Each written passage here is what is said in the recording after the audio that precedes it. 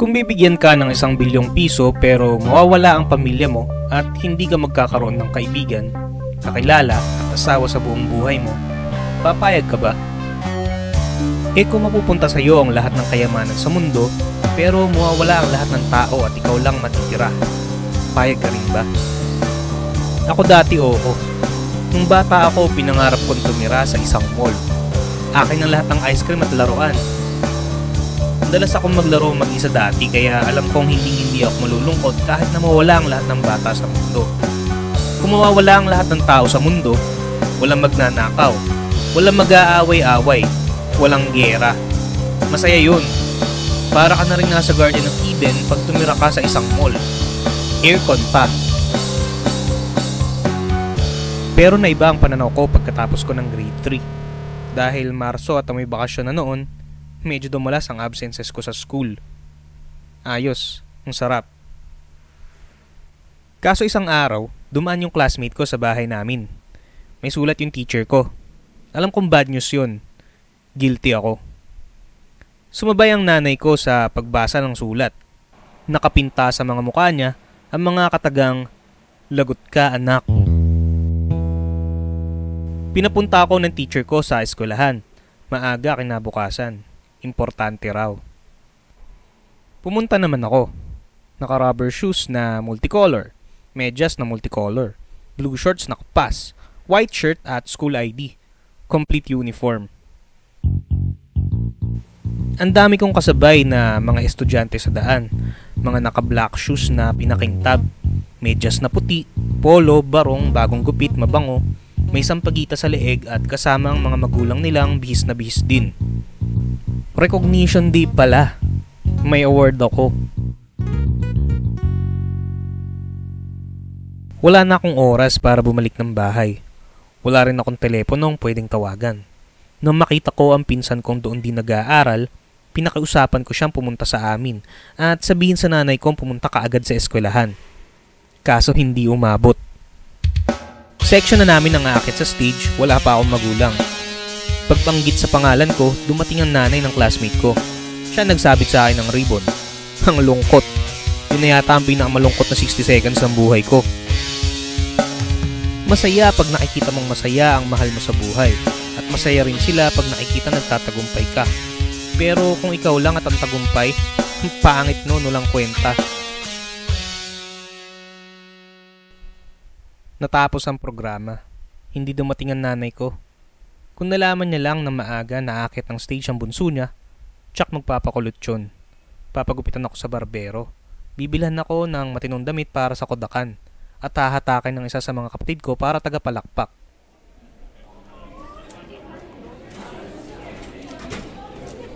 Bago tuloy ang maubos ang mga tao sa school grounds, dumating ang nanay ko with matching payong. Malayo pa lang kilala ko na. Natatawa siya sa nangyari. Naaasar naman ako. Nang may nakita siyang isang photographer na nag-iikot-ikot pa, nagpakuha kami ng litrato. Nang ma-develop yung picture, nakangiti siya habang nakapikit ako.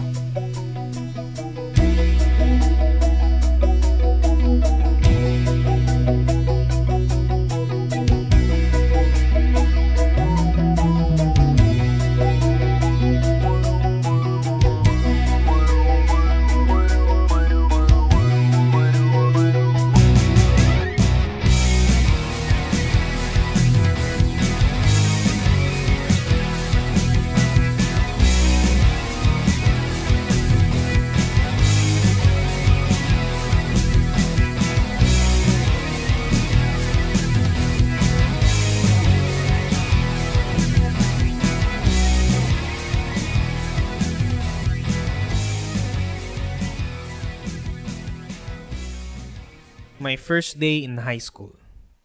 On my first day in my first year, I was so nervous. My first friend in first year is Ronald Gonzaga.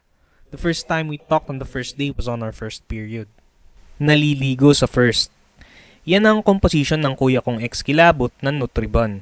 Formal theme writing activity nila yan sa English 1. Sumakit ang tiyan namin magkakapatid sa katatawa nang una namin mabasa ang masterpiece niya. Pero ako, hindi comedy ang first day ko sa high school. Ibang-iba ang high school kumpara sa elementary, na culture shock ako. Halata sa itsura ng mga estudyante na may kaya sila sa buhay. Di tulad ng karamihan sa mga classmates ko sa public school na kung di ako nagkakamali huminto na sa pag-aaral pagkatapos ng graduation. Iba-iba ang itsura ng mga nasa high school. Merong isang tingin mo pa lang, alam mo kaagad na bobo. Merong mga geek na mukhang kabisado ang buong periodic table of elements.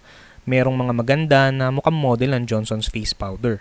Merong mga tambak ng tigidig ang muka, akala mo tagyawat na tinubuan ng pisngi. Merong mga palangiti na halatang tatakbo sa student council. At meron din namang mga snob na akala mo anak ng mag-asawang congressman at mayor. Iba rin ang mga teacher. Marami ang bata pa at mukhang hindi kumakain ng Nutriban. Ibang classrooms, di hamak na mas matibay sa room namin ng grade 3 na binayo ng bagyo. Ibang facilities, mukhang functional yung library at restrooms. Iba ang atmosphere. Iba ang high school.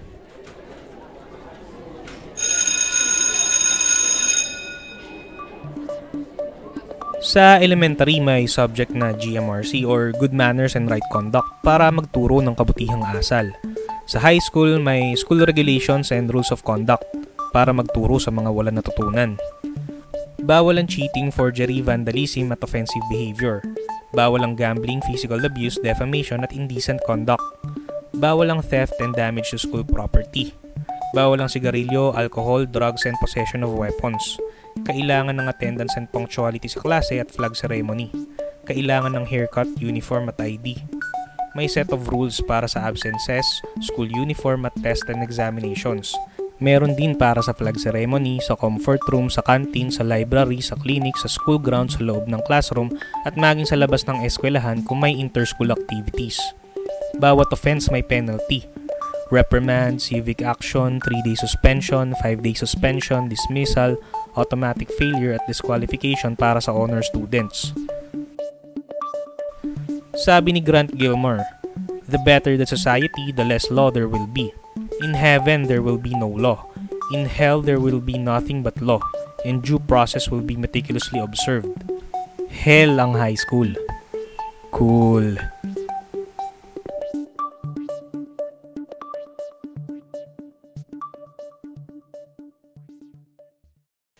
Bukod sa bata pa ang grade schoolers, kadalasan wala ring malapit na shopping mall sa eskwelahan kaya hindi uso ang lakwatsa. Kaya naman nung high school, nilasap ko kaagad ang sarap ng paglalakwatsa na naglasang trahedya.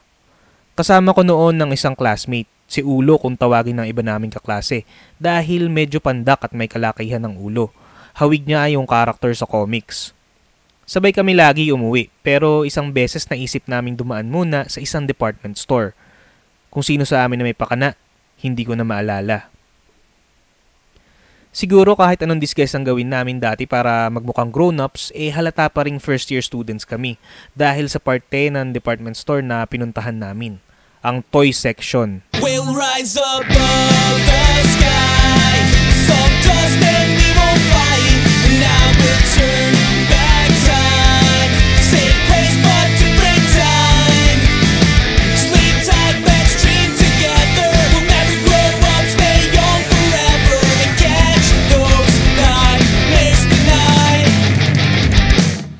Habang pinipilit ko maging formal, si Ulo naman sigaw ng "Wow!" sa bawat laro ang nakikita niya. Kulang nila lang lobo at lollipop. Buo na sana ang araw ng kasama kong musmos kung hindi bumagsak ang laruan truck sa likuran niya. Isa lang ang pumasok sa isip ko. Lagot. May damage. Half-inch yung basag sa funnel nung laruang cement mixer construction truck. Nilapitan kaagad kami ng sales lady at dinala sa manager. In-escort kami hanggang sa basement ng building kung saan nagpapahinga ang ibang empleyado. Doon alam kong isa lang ang nasa isip ng mga nakakita sa amin. Shoplifter. Naka-school uniform pa naman kami. Lagot.